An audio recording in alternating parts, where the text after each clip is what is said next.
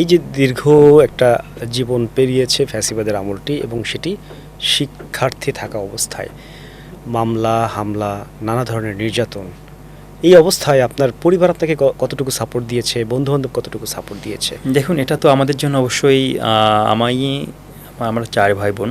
আমার আব্বা মা বেঁচে আছেন আলহামদুলিল্লাহ। আমি পরিবারের একমাত্র সন্তান, ছেলে সন্তান আর কি। আমার 3টা বোন, বড় বোনের বিয়ে হয়েছে, ছোটো 2জন পড়াশোনা করছি আর কি।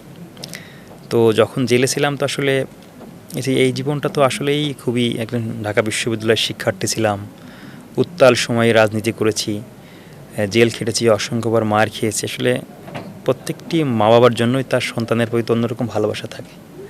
এই যে বারবার আমরা মার খেয়েছি, জেলে গিয়েছি, এটা পরিবারের জন্য একটা অবশ্যই শোকের দিন পার করেছে। তারা আমাদের নিয়ে চিন্তায় থাকতো। যখনই কেউ গুম হতো, নিউজ পড়তো, তখন তো ফোন দিত মা, এই তোমাদের এই যেমন একদিন আমার মা আমাকে বলছিল যে ওই বিএনপির সবথেকে বড় নেতা, মানে ছাত্র দলের আমাদের ইলিয়াস আলী, সাংগঠনিক সম্পাদক সিলেট বিভাগের, তখন গুম হয়ে গেছে। তখন আমাদের সালাউদ্দিন আহমেদ, এখন তিনি স্বরাষ্ট্রমন্ত্রী, তাকে গুম করে ইন্ডিয়ার শিলংয়ে ফেলে দেওয়া হয়েছে। যে আমরা একটা জিনিস বলতাম পরিবারকে, যে আমরা ঢাকা বিশ্ববিদ্যালয়ে পড়াশোনা করি, আমরা তো ভালো রাজনীতি করি, আমাদেরকে হত্যা করবে না, আমাদেরকে গুম করবে না। কিন্তু এই আমলে এসে আমরা সেটার ব্যত্যয় দেখেছি। তো পরিবার থেকে বলতো, তোমাদের বড় ভাইদের সাথে এরকম, তোমাদের সাথে কী করবে। তো যখন বারবার জেলে গিয়েছি, বারবার যখন হামলার শিকার হয়েছি পরিবারের উপর, আসলে আমরা একটা জুলুম করেছি পরিবারের উপর, যে আমরা মানে 17 বছর দিয়ে আমাদের জন্যই বাপ মায়ের চিন্তা করতে করতে অনেক সময় অনেক রাতে তারা ঘুমান নাই। যখন 6 মাস 27 দিন জেলে ছিলাম, জেল থেকে যখন বের হয়েছি, তখন শুনেছি যে মা সারা রাত কান্নাকাটি করতো, আব্বা কান্নাকাটি করতো, যে কখন বের হবেন ছেলে, আমি একমাত্র সন্তান ছিলাম। তো এগুলো আসলে আমাদের যে অনেক কঠিন সময় পার হয়েছে। আমরা মনে করি যে আসলে পরিবারের একমাত্র সন্তান হওয়ার কারণে বাপ মা আমাদের নিয়ে সবসময় চিন্তাই করেছে। বেশিরভাগ সময় আমাদের তাদেরকে যে ভালোভাবে রাখার, সেটা আমরা করতে পারিনি আর কি। এখনও তো সেই ফ্যাসিবাদের অবসান হয়েছে, তো এখন তো অ্যাটলিস্ট চিন্তামুক্ত হয়েছে যে না। আর এটা অবশ্যই মহান আল্লাহর কাছে শুকরিয়া যে অসংখ্য সহযোদ্ধার মৃত্যু হয়েছে আন্দোলন সংগ্রামে 17 বছরে, বা এই জুলাই আগস্টে। আল্লাহ আমাদেরকে সুস্থ রেখেছেন, এখনও ভালো আছি, এটাই আল্লাহর কাছে শুকরিয়া। কোনো ঘটনাবহুল স্মৃতির কথা কি আজও মনে পড়ে? অসংখ্য স্মৃতি এই বিগত সময়ে ফ্যাসিবাদে আমাদের জমে আছে, অনেক ঘটনা আছে। বিশ্ববিদ্যালয় ক্যাম্পাসে জীবন 2টা ঘটনা বলি। একদিন রমজান ছিল, রমজান মাসে 23 সালে, জাস্ট ফ্যাসিবাদ পতনের আগের বছরটায়, 23 সালে সম্ভবত 17 রমজান বা 18 রমজান, এরকম সময় ঢাকা মেডিকেল কলেজের আউটডোরে এই 10-15 জন, মানে দুঃসময়ের বিরোধী দলের সময় ক্যাম্পাসে আসাটাও একটু কেমন ছিল আর কি। আমরা ইফতারি করে আমি ওইখানে চা খাচ্ছিলাম। রমজানের ভিতরে আমরা কল্পনাও করতে পারিনি যে এইখানে আমাদের উপর হামলা হবে। ছাত্রলীগের 15-20টা বাইক নিয়ে আমাদেরকে এমনভাবে রক্তাক্ত করা হলো। ওই সময়ের মিডিয়াতে আপনি থাকলে দেখতে পারবেন যে আমার এই চোখটা একেবারে পুরা নষ্ট হয়ে যাওয়ার উপক্রম হয়েছিল। এখন সংসদে আছে আমাদের ছোটো বোন মানসুরা, ও এখন সংরক্ষিত মহিলা আসনের এমপি। ওর কান ফেটে গিয়েছিল। এরকম আমাদের ছোটো ভাই মেহেদি ছিল, ওকেই মাথায় মেরে একেবারে অবস্থা খারাপ ছিল আর কি। এরকম 10-12 জনকে রমজান মাসের ভিতরে গিয়ে আমাদেরকে এরকম রক্তাক্ত করা হয়েছে। আরও একবার এরকম ক্যাম্পাসে আমরা নতুন কমিটি হওয়ার পরে, জাস্ট আগের বছরটা 22 সালে দিকে ফুল দেওয়ার জন্য গেছি ক্যাম্পাসে। তো ভিসি তখন আমাদেরকে আমন্ত্রণ করেছে যে আপনারা আসেন, কিন্তু কম সংখ্যক লোক নিয়ে আসেন। আমাদের সোহেল আরিফ কমিটির সময় আমরা কম সংখ্যক লোক, 30-35 জন এরকম নিয়ে আমরা যাচ্ছিলাম। আমাদেরকে আমন্ত্রণ করা হলো, আমরা যাচ্ছিলাম।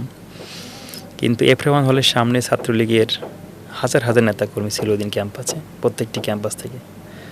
আমরা 30-40 জন লোক, আমাদের উপর এমনভাবে হামলা করা হয়েছিল। ওই সময়ের ছবিগুলো আপনি দেখলে দেখবেন যে আমাদের 15-20 জনকে এমন মারাত্মকভাবে ইনজুর করা হয়েছিল। আমার নিজেরও মাথা ফেটে আমরা 7 দিন হসপিটালে ভর্তি ছিলাম। তো এইগুলো তো আসলে আমাদের চোখের উপরে যেগুলো হয়েছে। জুলাই আগস্ট আন্দোলনে আমরা দেখেছি যে মিছিল করছি, মিছিলের থেকে আমাদের এই যে এরকম সহযোদ্ধা মারা গেছে, বা এমন হচ্ছে আগের দিন একসাথে মিছিল করেছি, পরের দিন তাকে আর পাই নাই, সে কোথায় গেছে পরে খোঁজ নিয়ে দেখছি যে গুলিবিদ্ধ হয়েছে। যেমন ঢাকা কলেজের ইমরান, ছোটো ভাই ছাত্র দলের, ও এখনও চিকিৎসাধীন আছে। তো এই যে অসংখ্য সহযোদ্ধা, এবং একদিন পল্টনে একটা প্রোগ্রাম ছিল আমাদের, ওই দিনকে বিএনপি সিনিয়র যুগ্ম মহাসচিব অ্যাডভোকেট রুহুল কবির রিজভী আমার যাওয়ার কথা ছিল পল্টনে, প্রেস ক্লাবের ভিতরে। তো আমরা শুক্রবার ছিল, নামাজ পড়ে আমরা ওইদিকে যাওয়ার চেষ্টা করছি, তখন দেখে শুনলাম যে রিজভী ভাই প্রেস ক্লাব থেকে গ্রেপ্তার হয়ে গেছে। ওইখান থেকে আমাদের ঢাকা কলেজের ছোটো ভাই মিল্লাত গুলিবিদ্ধ হয়েছে, ওর হাত এইখান থেকে গুলি ভিতরে, মানে হাত অবস্থা খুব খারাপ ছিল, এখনও সে অসুস্থ অবস্থায় আছে, আমাদের ঢাকা কলেজের সেক্রেটারি। ওইখানে ইমরান গুলিবিদ্ধ হয়েছিল ওই দিনকে।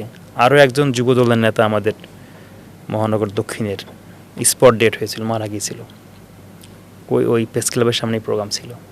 তো এরকম জুলাইয়ের যদি আপনি স্মৃতি রোমন্থন করতে বলেন, তো 1 জুলাই থেকে শুরু করে একদম 6 আগস্ট 36 জুলাই আমরা বলি, প্রত্যেকটা দিনে অসংখ্য স্মৃতি আমাদেরকে আছে, যে একজন গুলিবিদ্ধ হলো, একজন অ্যারেস্ট হলো, একজনের পায়ে পা ভেঙে গেছে।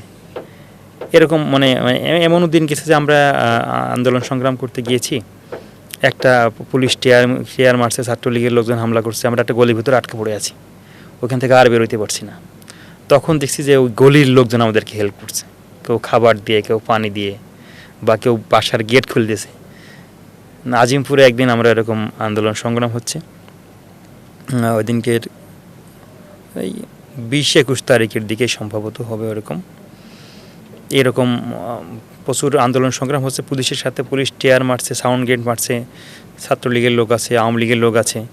তো আমরা একটা গলির ভিতরে, আমার বাসা আজিমপুরেই, আমরা একটা গলির ভিতরে চলে গেছি, মানে আজিমপুর বাস স্ট্যান্ডে এই হচ্ছিলো, পিকেটিংটা হচ্ছিলো, মানে পুলিশের সাথে ঝামেলা হচ্ছিলো। তো আমরা ওইদিকে একটা গলির ভিতরে আটকা পড়ে গেছি। তখন ওই মেন গলি দেখলাম যে ওই যিনি গেটম্যান ছিল আটকাই দিছে, যাতে পুলিশ না ঢুকতে পারে। সাধারণ শিক্ষার্থীদের সাথে বাংলাদেশের মানুষ মনস্তাত্ত্বিকভাবে, এবং যাকে ন্যূনতম হেল্প করার যায় একজন মানুষ হিসাবে, সেই সহযোগিতা কিন্তু আমরা পেয়েছি।